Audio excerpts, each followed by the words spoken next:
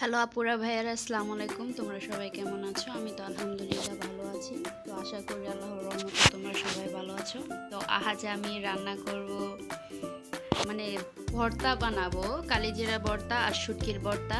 আর সৌদিতে এই আমার প্রথম কালিজিরা ভর্তা আর সৌদি শুটকির ভর্তা আমি বানাইতেছি।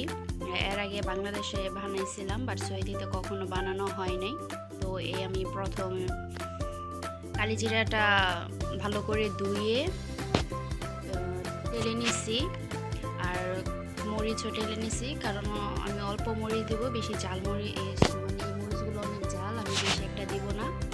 আর শুটকিগুলো ভালো করে টেটে নিছি। শুটকির ভর্তার জন্য প্রথমে আমি মরিচ লবণ দিয়ে ভালো করে এটাকে একদম বেটে নিব। আর মরিচের মধ্যে লবণটা দিয়ে বাটলে দেখা যায় মরিচটা তাড়াতাড়ি সফট হয়ে যায়।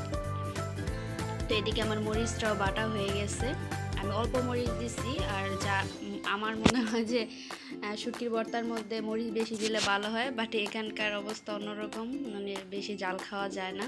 তো আমি শুটকিটাও বেটে নিছি, এখানে পেঁয়াজ রসুন বেটে নিছি, এখানে মিক্স করে দেবো। তার আজ আমি ভর্তাটা বানাবো ধনিয়া পাতা দিয়ে। আর ধনিয়া পাতাটা ভর্তায় দিলে খেতে অনেকটা ভালো লাগে। আমি ধনিয়া ছাড়াও বানাই, পাতাটা ছাড়া, বাট আজকে একটু ধনিয়া পাতা দিয়েছি একটু অন্যরকম টেস্টের জন্য।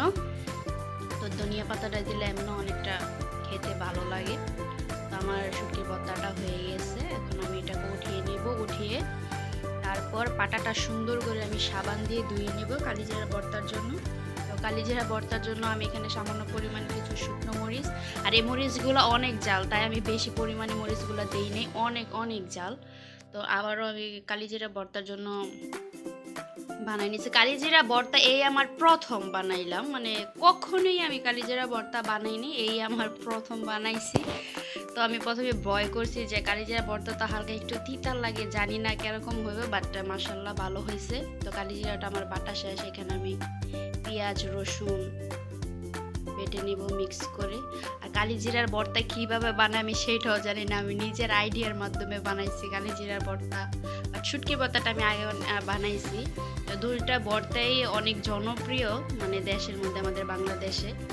তো আশা করি সবার ভালো লাগছে। যদি আমার ভিডিওটা ভালো লাগে প্লিজ আমার চ্যানেলটা সাবস্ক্রাইব করে দিবা।